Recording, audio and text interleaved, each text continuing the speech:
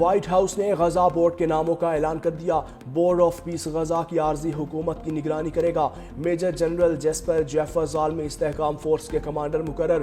وزیر خارجہ Marco Rubio, Trump کے نمائندہ خصوصی اسٹیو وٹکوف اور امریکی صدر کے داماد جیریڈ کشنر بھی بورڈ آف پیس میں شامل۔ آریل لائٹ سٹون اور جوش گرونبام بورڈ کے سینئر مشیر مقرر۔ نیکولے ملادینوف کو بورڈ آف پیس کا ایگزیکٹو رکن مقرر کیا گیا، جو غزہ کے لیے نمائندہ اعلیٰ کے طور پر خدمات انجام دیں گے۔ برطانیہ کے سابق وزیر اعظم ٹونی بلیئر کے ساتھ ساتھ مارک روون، اجے بنگا اور رابرٹ گیبریل بھی بورڈ آف پیس کا حصہ بن گئے۔ کمیٹی میں حاکان فیدان، علی التواری، جنرل حسن رشاد، ریمل ہاشی، یاکر گیسے اور گریت کوک بھی شامل۔ صدر ٹرمپ کا مظاہرین کو پھانسی نہ دینے پر ایران سے اظہار تشکر۔ سوشل میڈیا پر پیغام میں کہا، ایران پر حملہ نہ کرنے کے لیے کسی نے قائل نہیں کیا، میں نے خود ہی اپنے آپ کو سمجھایا۔ ایران میں گزشتہ روز 800 سے زائد پھانسیاں ہونے والی تھیں۔ گرین لینڈ کے مسئلے پر نیٹو کے ساتھ بات کر رہے ہیں۔ گولڈن ڈوم میزائل سسٹم کے لیے گرین لینڈ چاہیے۔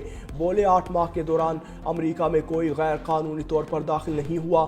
1 سال پہلے معیشت بے جان تھی، لیکن آج کروڑوں کی سرمایہ کاری ہو رہی ہے۔ ایک بار پھر جنگیں رکوانے کا ذکر کر دیا۔ کہا، پاک بھارت سمیت 8 جنگیں رکوائیں۔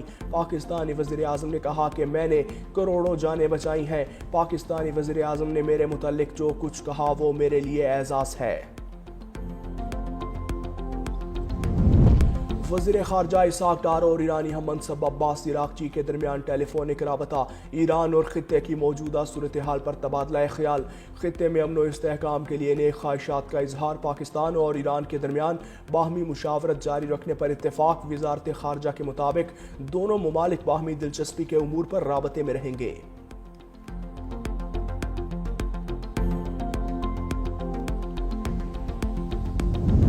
تمام تنازعات پرامن طریقے سے حل ہونے چاہیے۔ تنازعات کو سیاسی اور سفارتی ذرائع سے حل کیا جائے۔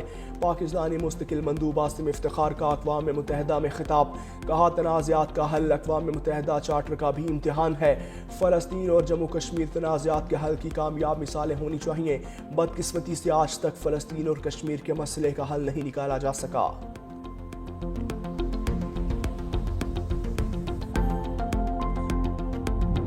پنجاب کے 35 شہروں کے 46 سہولت بازاروں سے فری ہوم ڈیلیوری جاری۔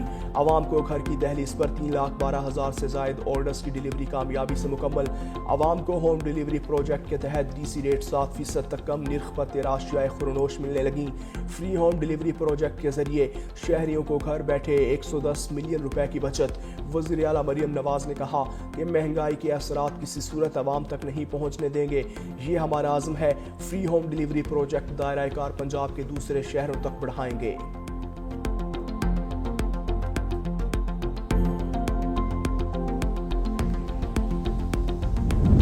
عدالتی غلطیوں کو درست کرنے پر تنقید جائز ہے۔ ایسی تنقید جو عدالتوں کو آزادی اور اختیار کو ختم کرے، اس کو برداشت نہیں کیا جا سکتا۔ لاہور ہائی کورٹ میں ججز کی سوشل میڈیا پر کردار کشی مہم کی خلاف درخواست کا تحریری حکم جاری۔ جسٹس علی ضیاء باجوہ نے 4 صفحات پر مشتمل تحریری حکم جاری کیا۔ عدلیہ کو بدنام کرنے والے عناصر کے خلاف قانون کے مطابق کارروائی کی جائے۔ آزادی اظہار رائے آئین کے عائد کردہ قوانین کے تابع ہے۔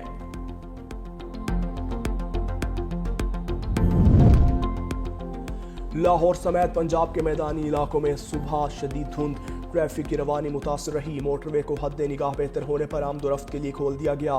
ٹرینز کا شیڈول اور فلائٹ آپریشن متاثر ہوا۔ ملک کے بالائی علاقوں میں بھی سردی، اسکردو میں -9، کالام میں -3 ریکارڈ۔ شمالی علاقوں میں آج سے شدید برف باری کی پیش گوئی۔ پنجاب میں 20 سے 23 جنوری تک بارشوں کا امکان۔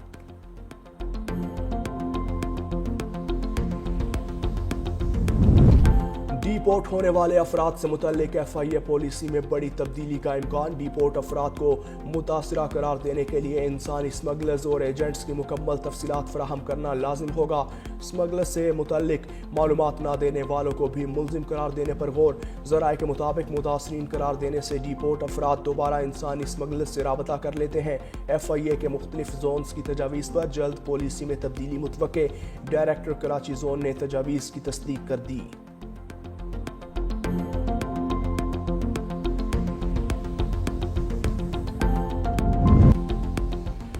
لاہور میں بسنت کے لیے 27 نکاتی سیکیورٹی پلان تیار، پولیس نے رپورٹ لاہور ہائی کورٹ میں جمع کروا دی۔ ریڈ زون میں بغیر اینٹینا موٹر سائیکل لانے کی اجازت نہیں ہوگی، شہر لال پیلے اور ہرے زونز میں تقسیم۔ پنجاب کائٹ فلائنگ ایکٹ پر مکمل عمل درآمد، صرف کاٹن ڈور اور رجسٹرڈ پتنگوں کی اجازت ہوگی۔ ڈرونز، سوشل میڈیا اور کنٹرول روم سے بھی کڑی نگرانی کی جائے گی۔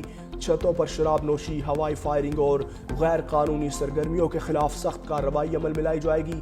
بسنت کے دنوں میں 5000 مفت رکشے، جبکہ ریسکیو اور ہیلتھ ٹریفک پولیس الرٹ رہے گی۔ ملک میں مہنگی بجلی، قومی ترقی میں بڑی رکاوٹ، ٹیکسز، ڈیوٹیز اور سرچارجز، بجلی کی قیمتیں ناقابل برداشت ہو چکی۔ نیپرا کی اسٹیٹ آف انڈسٹری رپورٹ 2025 جاری، پاور سیکٹر کا گردشی قرضہ ملک کی معیشت کے لیے بڑا چیلنج بن چکا۔ مالی سال 2023-24 میں بجلی کمپنیز کے نقصانات 18.31% رہے۔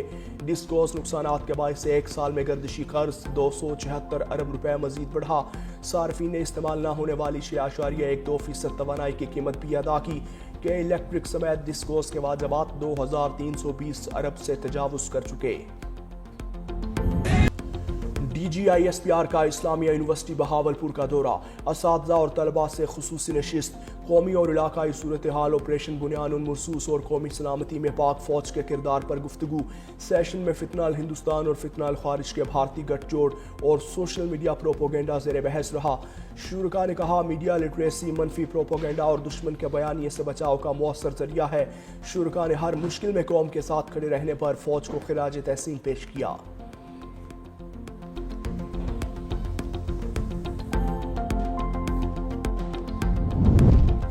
خیبر پختونخوا میں جاری نیشنل ورکشاپ کے شرکاء کی لاہور آمد، کور کمانڈر لاہور سے ملاقات۔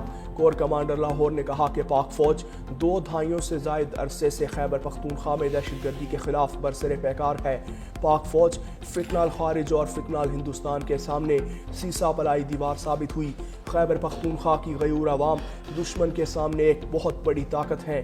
ورکشاپ کے شرکاء کا کہنا تھا کہ خیبر پختونخوا کی عوام بھارت کو منہ توڑ جواب دینے پر پاک فوج کو خراج تحسین پیش کرتی ہے۔